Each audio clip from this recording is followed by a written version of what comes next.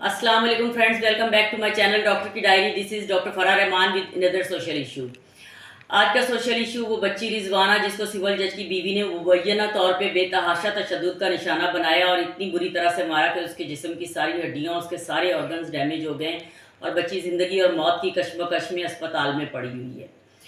मुख्तलिफ़ किस्म के बयानात सामने आ रहे हैं, जिसमें सिविल जज और उनकी बीवी के भी कुछ मुतज़ाद किस्म के बयानात आ रहे हैं। इसमें सबसे मुज़क्का खेज़ बयान जो सामने आया है, सिविल जज साहब ने फरमाया कि उनकी बेगम साहिबा ज़हनी तौर पे नॉर्मल नहीं है।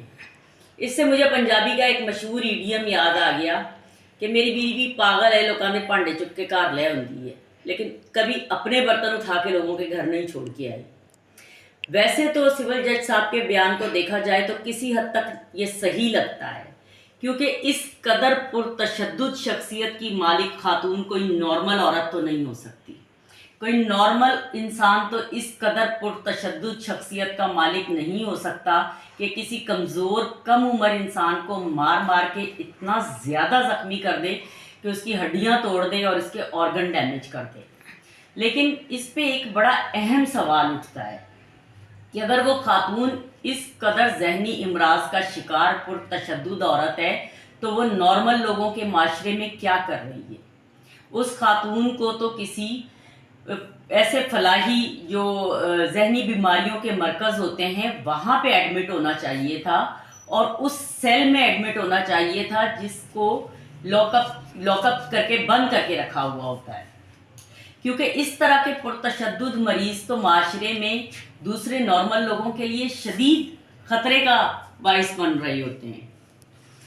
लेकिन दूसरा बड़ा अहम सवाल जो यहाँ ये उठता है कि वो खातून जिसने उस कमज़ोर कम उम्र लड़की को मार मार के उसकी हड्डियाँ तोड़ दी हैं, क्या उसके जहनी अमराज कभी इतना उबल के भी बाहर आए हैं कि उसने अपने बच्चों को भी मार मार के उनकी हड्डियाँ तोड़ी हों, या कभी अपने खावन का सर फाड़ा हो, या कभी अपनी सास या नंद को मार के उनके सर फाड़े हों या उनकी हड्डियां तोड़ी हों, या उस खातून का गुस्सा सिर्फ कमज़ोर पर ही निकलने के लिए था। मसला सारा वही है कि जहां कानून की बालादस्ती नहीं होती, ये जज साहब तो खुद खैर से इंसाफ के अलंबरदार हैं।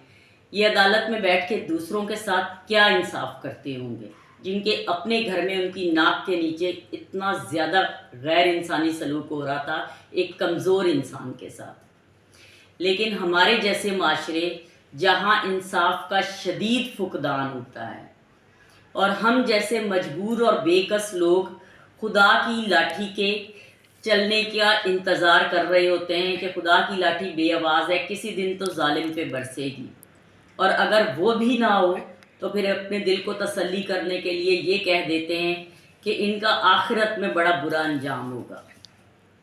लेकिन बात तो वही है कि इस किस्म के जालिम और पुरतशद्दुद लोग जिन्होंने इंसानियत पर इतना बड़ा जुल्म किया, उसकी सज़ा तो उन्हें दुनिया में भी मिलनी चाहिए और दुनिया के कानून के मुताबिक भी मिलनी चाहिए।